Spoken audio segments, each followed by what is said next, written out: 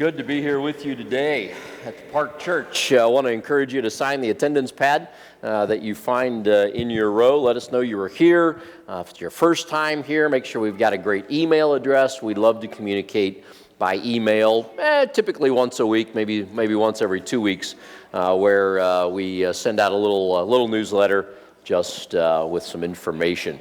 Also, if you're on Facebook, got a smartphone, great time to check in and let people know where you are. So we are wrapping up today a series that we've been looking at called Take 5 of the 5 foundational basic practices of the early church. And there are 5 practices that we can put into play in our own lives. Here's what I know. If you want to grow a flower, a week, 2 weeks, couple of weeks, depending on the flower perhaps, and then pretty soon it's gone.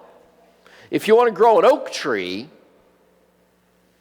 it's going to take a little time, but it's going to last far longer.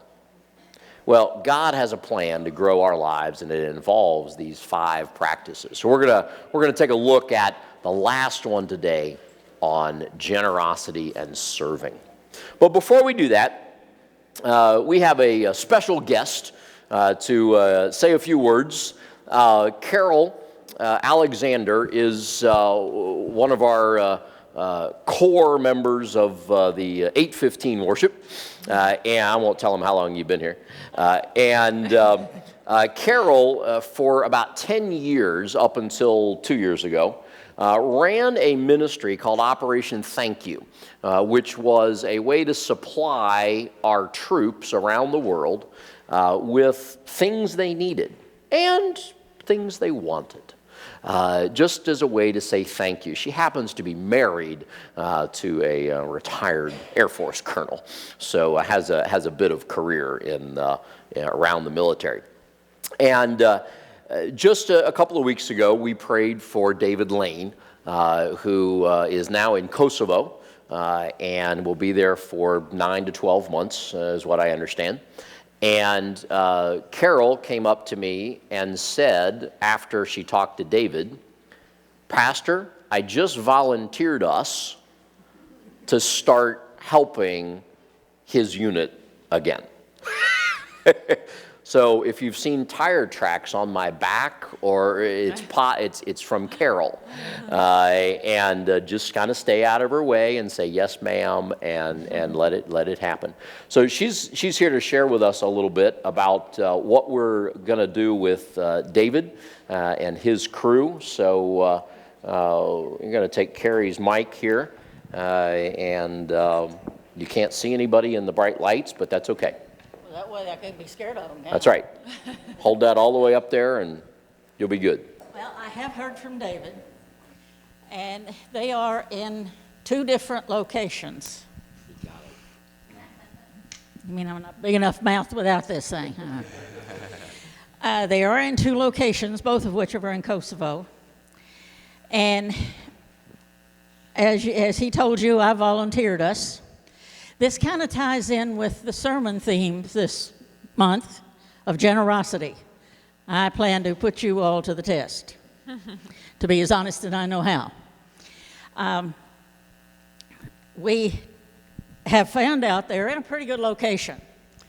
They have a lot of things that I'm not used to dealing with. Well, the troops that I dealt with were in Afghanistan and Iraq. And about all they had was a rock and a path. Kosovo is a very well-established location, so we're going to have to do some work after the Christmas party, which is my first project for us to do for them. We'll have to do some thinking later on next year of what else we can send them. But the purple sheet that most of you were given as you came in the door, and I've got some more if you need them,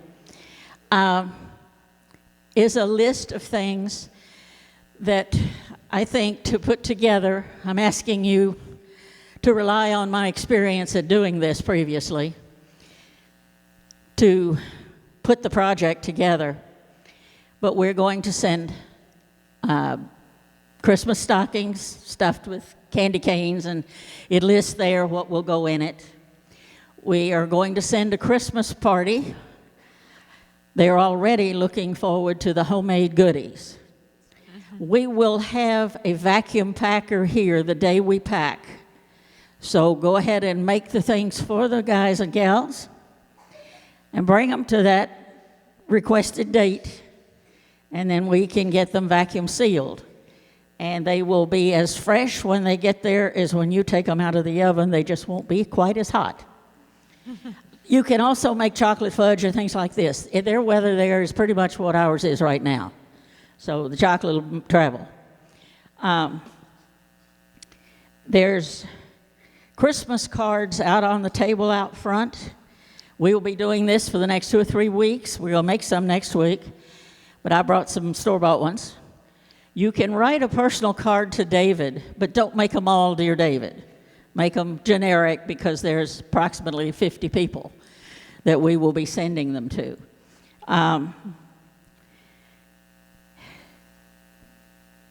There is a strict timetable, and I apologize for that, but we'll blame that on David because he didn't get shipped out early enough.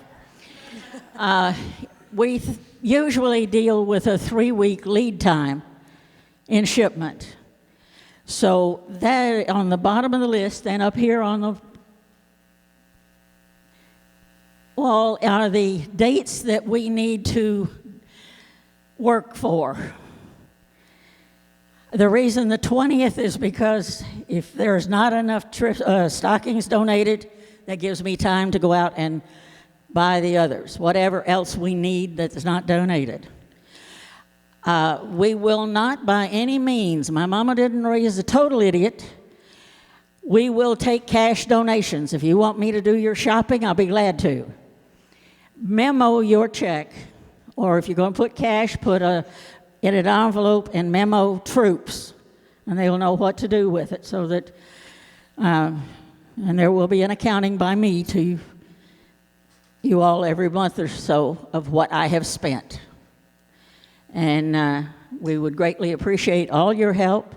My home phone and telephone number are on that purple sheet.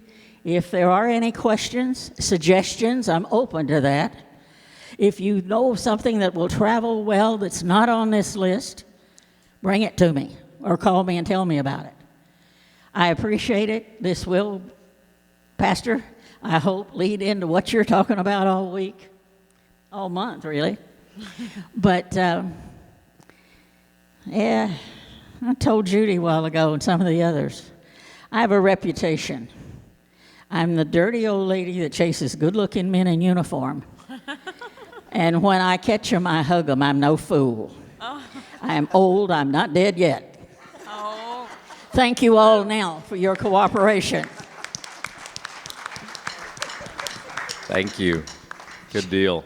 So you'll be hearing from Carol and seeing her a little bit more, and we're grateful for the passion for serving.